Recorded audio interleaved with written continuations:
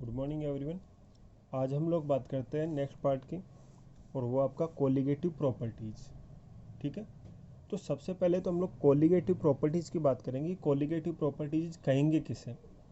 ठीक है, तो कोलिगेटिव प्रॉपर्टीज़ ऐसी प्रॉपर्टीज़ हैं जो नंबर ऑफ मोल्स, जो सॉल्यूट जो भी आपका है उसके नंबर ऑफ मोल्स पे डिपेंड करती हो। ऐसी प्रॉपर्टीज़ को हम लोग क्या कह देंगे? Colligative properties.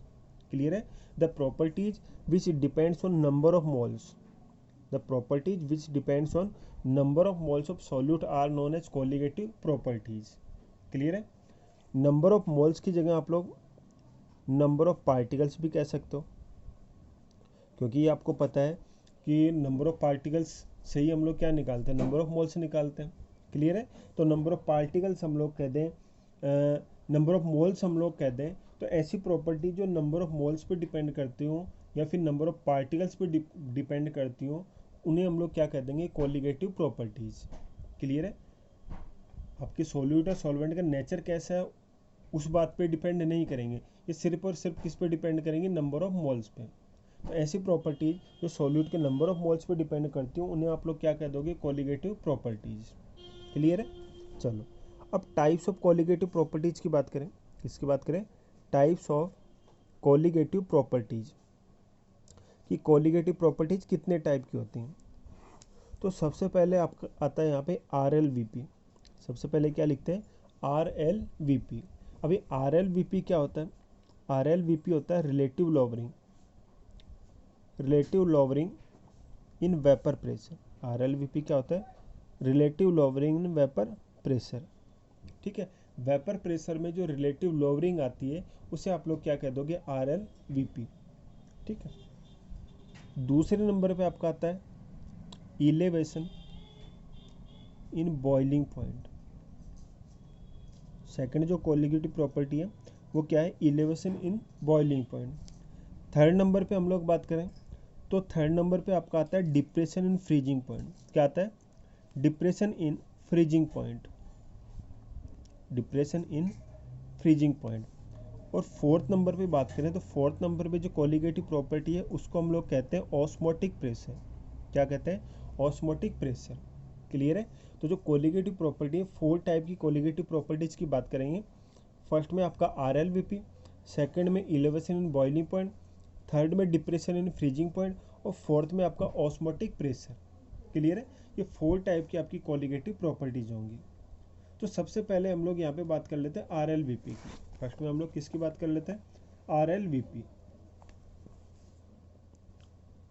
तो फर्स्ट कोलिगेटिव प्रॉपर्टी है relative lowering in vapour pressure, relative lowering in vapour pressure. ठीक है, तो relative lowering in vapour pressure में डिक्रीज किस टाइप से होता है उसकी हम लोग यहाँ पे बात करेंगे। तो इसकी हम लोग पहले भी बात कर चुके हैं राउल्स लॉ में। ऐसे सॉल्यूशन जिनमें आपका सॉल्यूट नॉन वोलेटाइल होता है वही आपके यहाँ पे RLVP है। तो वहाँ पे हम लोगों ने देखा था कि A और B कंपोनेंट को आप लोग मिक्स कर रहे हो। A को हम लोग क्या बोलते थे? सॉल्वेंट, और B को हम लोग क्या बोलते थे? सॉल्यूट। अब ये जो आप लोगों ने सॉल्यूट लिया वो कैसा है? Non volatile. वो कैसा है? Non volatile. और सॉल्वेंट आपका कैसा है? वोलेटाइल।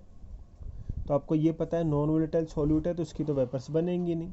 तो उस कंडीशन में ए की वजह से जो पार्शियल प्रेशर होगा उसे आप लोग PA कहोगे, बी की वजह से जो पार्शियल प्रेशर होगा उसे PB कहोगे। और आपको पता है PB तो होगा ही नहीं क्योंकि आपका सॉल्यूट नॉन वोलेटाइल है।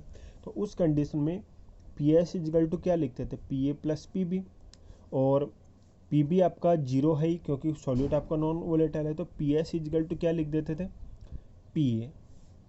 ठीक है, और इसको आप लोगों ने सॉल्व किया था तो पी एस इजगल टू क्या, PA की जगह क्या लिख सकते हैं? P0A है। आगे आप लोगों ने इसे सॉल्व करके क्या लिख दिया था? XB equal to P0A minus PS upon P0A। ये फॉर्मूला आप लोगों ने बना लिया था। आपको यदि याद हो तो Raoult's law for a solution containing non volatile solute, हम लोगों ने वहाँ पे ये फॉर्मूला बनाया था कि XB equal to P0A minus PS upon P0A। इस फॉर्मूले के आप लोग XB की जगह ये भी लिख सकते थे NB divided by N total equal to P0A minus PS upon P0A। आप लोग इस टाइप से भी लिख सकते थे, ठीक है। आगे और यदि आप लोग सिंपल करना चाहते हो तो नंबर ऑफ मोल्स की जगह क्या लिख सकते हो, given mass upon molar mass. और एन टोटल की जगह क्या लिखते हो, ए के number of moles plus B के नंबर ऑफ मोल्स। तो ए के नंबर ऑफ मोल्स के लिए क्या लिखोगे, W A upon M A, और बी के नंबर ऑफ मोल्स के लिए W B upon M B is equal to P naught A minus P S upon P naught A. आप लोग इस टाइप से भी लिख सकते हो, क्लियर है। तो यहाँ पे आप लोगों ने ये 3 फॉर्मूले आप लोगों ने बनाए थे, Raoult's law for a solution containing non volatile solute, और वही फॉर्मूले आपके यहाँ पे काम में आते हैं, क्लियर है। ये आपकी होती है relative lowering in vapour pressure, कि वेपर प्रेशर में रिलेटिव लॉवरिंग कितनी होती है, तो वो हम लोग बात कर चुके हैं। तो इन फॉर्मूले की हेल्प से आप लोग relative lowering in vapour pressure निकालोगे, क्लियर है। चलो अब हम लोग एक्सपेरिमेंटल मेथड की बात कर लेते हैं। यहाँ पे हम लोग बात कर लेते हैं एक्सपेरिमेंटल मेथड।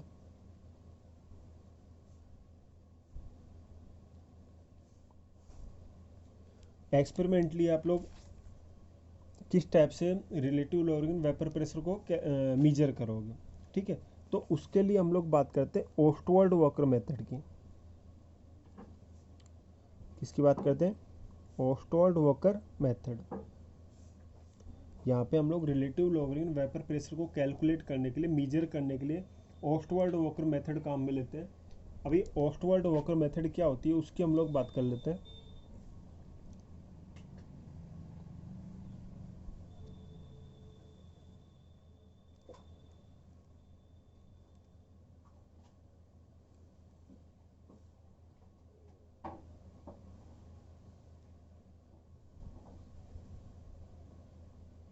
तो सबसे पहले तो इसके लिए जो इंस्ट्रूमेंट काम में लेते हैं उसका डायग्राम बना लेते हैं हम लोग।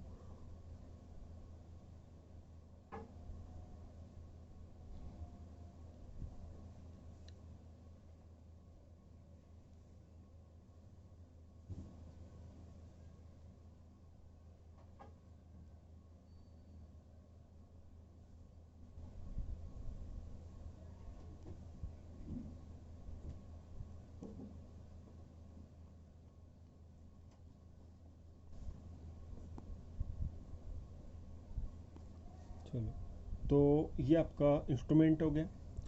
इसमें हम लोग लेते हैं सॉल्यूशन। जो फर्स्ट वाला आपका राउंड बॉटम फ्लास्क है उसमें हम लोग सॉल्यूशन ले लेते हैं। सेकंड वाले में प्योर सॉल्वेंट होता है, इसमें क्या होता है, प्योर सॉल्वेंट। और ये आप लोगों ने अनहाइड्रस CaCl2 लिया होता है। ये जो आपकी यू शेप की ट्यूब है इसमें आप लोगों ने लिया होता है अनहाइड्रस CaCl2, ठीक है।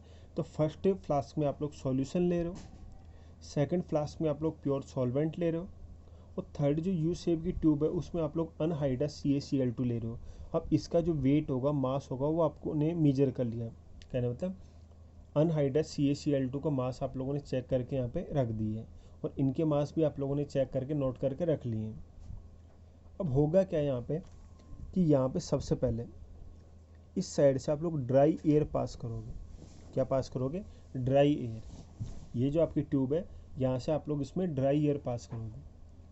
अभी ड्राई एयर क्या करेगी, यहाँ पे ड्राई एयर को जब आप लोग इसमें पास करोगे तो यहाँ पे ये जो ड्राई एयर होगी, इस सॉल्यूशन का जो भी वेपर प्रेशर होगा, इस सॉल्यूशन की जो भी वेपर्स होंगी उनको एब्जॉर्ब करेंगी। और यहाँ पे जो आपकी ड्राई एयर है उसका जो वेपर प्रेशर होगा वो कितना हो जाएगा, PS। क्यों, क्योंकि यहाँ पे सॉल्यूशन का वेपर प्रेशर PS है। अब जितना सॉल्यूशन का वेपर प्रेशर होगा, जितना भी प्रेशर होगा यहाँ पे वेपर्स का, उतना ही ड्राई एयर वेपर्स को एब्जॉर्ब करेंगी। तो उस कंडीशन में ड्राई एयर का जो वेपर प्रेशर होगा वो इक्वल टू सॉल्यूशन हो जाएगा, क्लियर है। तो यहाँ पे जो ड्राई एयर है उसका जो वेपर प्रेशर वो कितना है, PS। और ये PS वेपर प्रेशर की जब एयर इधर आएगी तो यहाँ पे आपको पता है कि प्योर सॉल्वेंट का वेपर प्रेशर सॉल्यूशन से हमेशा ज़्यादा होता है। राउल्ट्स लॉ में हम लोग बात कर चुके हैं कि सॉल्यूशन का वेपर प्रेशर हमेशा कम होता है प्योर सॉल्वेंट से, क्लियर है। तो यहाँ पे वेपर प्रेशर ज़्यादा होगा, तो जो PS वेपर प्रेशर की जो एयर होगी वो जब यहाँ पे आएगी तो यहाँ पे वो और ज़्यादा सॉल्वेंट को एब्जॉर्ब करेगी, सॉल्वेंट की वेपर्स को। क्यों, क्योंकि इक्विलिब्रियम आना जरूरी है। तो यहाँ पे ये जो आपकी PS वेपर प्रेशर वाली एयर आ रही है यहाँ पे सॉल्वेंट वेपर्स को एब्जॉर्ब करेंगी।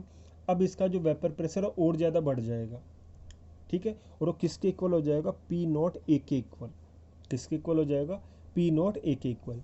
तो यहाँ पे जो ड्राई एयर थी उसका वेपर प्रेशर कितना था, पी एस। अब यहाँ पे जब आ गई तो यहाँ पे प्योर सॉल्वेंट का वेपर प्रेशर कितना, पी नॉट है। तो ये जो भी ड्राई एयर है उसका vapour pressure P not a के इक्वल हो जाएगा। क्लियर है, यहाँ पे पी एस था तो पी एस के इक्वल होगा, यहाँ पे पी नॉट ए है तो पी नॉट ए के इक्वल हो गया। और जब ये वेपर अनहाइड्रस CaCl2 में पास करेंगे तो अनहाइड्रस CaCl2 की जो टेंडेंसी होती क्या होती है, इट एब्जॉर्ब वाटर मॉलिक्यूल्स, कि ये वाटर मॉलिक्यूल्स को एब्जॉर्ब कर लेगा। तो जो भी वाटर मॉलिक्यूल है वो यहाँ पे एब्जॉर्ब हो जाएंगे, ठीक है, और यहाँ से हम लोग वापस ड्राई एयर को आउट कर देंगे।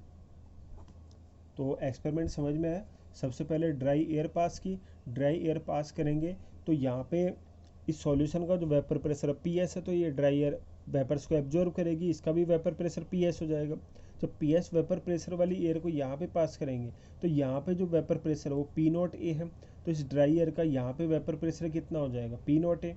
और जब पी नॉट ए वाली एयर को CaCl2 से पास करेंगे तो यहाँ पे जितना भी H2 होगा सारा एब्जॉर्ब हो जाएगा, और यहाँ पे ये क्या निकाल देंगे वापस ड्राई एयर।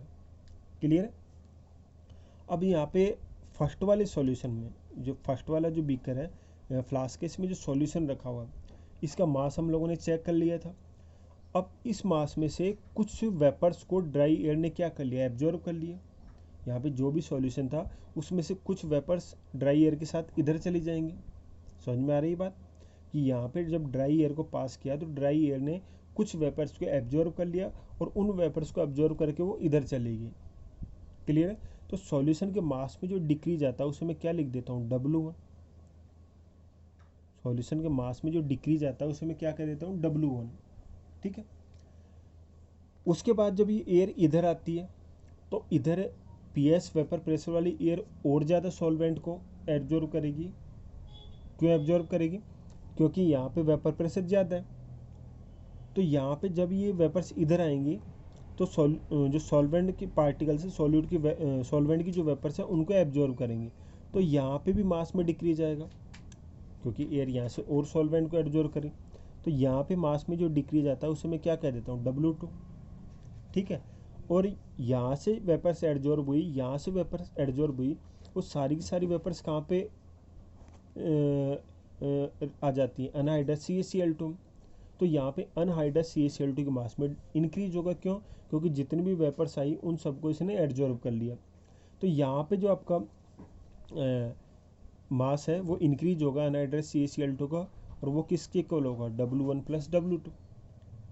CaCl2 के मास में कितना इंक्रीज आएगा वो डिपेंड करेगा कि यहाँ से कितना मास एब्जॉर्ब हो रहा है, तो वो W1 + W2। क्लियर है यहाँ तक। चलो, तो यहाँ पे सॉल्यूशन वाले चैम्बर में जो मास में डिक्रीज आ रहा है, मैं लिख देता हूँ loss in mass of solution. Solution के मास में जो डिक्रीज होता है W1, वो डायरेक्टली प्रोपोर्शनल होगा PS के। किसके डायरेक्टली प्रोपोर्शनल होगा, PS के। जितना ज़्यादा सॉल्यूशन का वेपर प्रेशर होगा उतना ही ज़्यादा मास यहाँ पे क्या होगा, एब्जॉर्ब होगा। ठीक है। सेकंड नंबर पे मैं लिख देता हूँ loss in mass of solvent. Solvent के मास में जो डिक्रीज आता है, सॉल्वेंट के मास में जो डिक्रीज होता है, कितना डिक्रीज आएगा वो डिपेंड करेगा PS में और P0A में कितना डिफरेंस है। वो किस पर डिपेंड करेगा, PS में और P0A में कितना डिफरेंस है। PS में और P0A में जितना ज़्यादा डिफरेंस होगा, कहना मतलब P0A की वैल्यू जितनी ज़्यादा होगी उतना ही ज़्यादा सॉल्वेंट एब्जॉर्ब किया जाएगा। ठीक है। तो इन दोनों में जितना डिफरेंस होगा, PS में और P0A में जितना ज़्यादा डिफरेंस होगा उतनी ही ज़्यादा वेपर्स यहाँ पे एब्जॉर्ब की जाएंगे। तो मैं ये लिख सकता हूँ loss in mass of solvent directly proportional to P0A - PS। जितना ज़्यादा डिफरेंस होगा उतना ही यहाँ पे एब्जॉर्ब किया जाएगा। और थर्ड नंबर पे मैं लिख देता हूँ टोटल मास जो total mass increase in anhydrous CaCl2। जो अनहाइड्रस CaCl2 वाला कॉलम था उसमें जो टोटल मास इंक्रीज होता है, या फिर मैं ये लिख दूँ gain in mass of CaCl2। ये जो CaCl2 है उसके मास में कितना इंक्रीज होता है, तो W1 प्लस W2, ठीक है।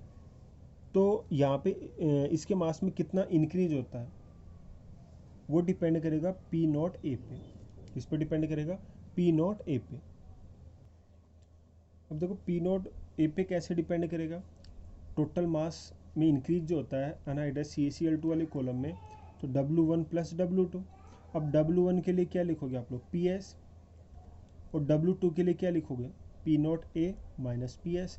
अब PS से PS कैंसिल हो जाएगा, तो W1 plus W2 equal to क्या आ जाता है, P0 A। तो CaCl2 वाले मास में कितना इंक्रीज होता है वो किस पे डिपेंड करेगा, P0 A पे। क्लियर है, चलो तो मैं यहाँ पे लिख देता हूँ loss in mass of solvent, ठीक है। तो ये तो डायरेक्टली प्रोपोर्शनल किसके था, P0 A माइनस PS के, और इसको डिवाइड कर देता हूँ मैं टोटल इंक्रीज, या फिर मैं ये लिख देता हूँ gain in mass of CaCl2। CaCl2 के मास में जो इंक्रीज आता है वो डायरेक्टली प्रोपोर्शनल होगा किसके, P0 A के। तो आप लोग ये लिख सकते हो loss in mass of solvent के लिए क्या लिखा था, W2 divided by gain in mass of CaCl2 के लिए W1 plus W2 equal to P0 A minus PS upon P0 A, ठीक है। ये आप लोग लिख सकते हो यहाँ पे। तो W2 upon W1 plus W2 equal to P0 A minus PS upon P0 A। अब आपको यहाँ पे मास दिया हुआ है, यहाँ पे क्या दिया हुआ, मास। ये आपका सॉल्वेंट का मास है, सॉरी सॉल्यूट का उसका सॉल्वेंट का मास है आपका W1 प्लस W2, ये आपके सॉल्यूशन का, और ये सॉल्वेंट के लिए। तो P0 A minus PS upon P0 A, इसी को हम लोग क्या बोलते हैं, RLVP। इसी को क्या बोलते हैं, RLVP। तो W2 सॉल्वेंट के मास में कितना डिफरेंस है वो आप लोग पता कर सकते हो, वहाँ से एक्सपेरिमेंट जो किया था हम लोगों ने। W1 में कितना डिफरेंस आ रहा है, सॉल्यूशन के मास में कितना डिफरेंस है वो भी आपको पता है, सॉल्वेंट के मास में कितना डिफरेंस आ रहा है वो भी पता है। तो इसकी हेल्प से आप लोग P0 A minus PS upon P0 A RLVP relative lowering in vapour pressure calculate कर सकते हो। W1 और W2 आप एक्सपेरिमेंटली मेजर कर सकते हो, उसके थ्रू आप लोग relative lowering in vapour pressure को कैलकुलेट कर लोगे। क्लियर है।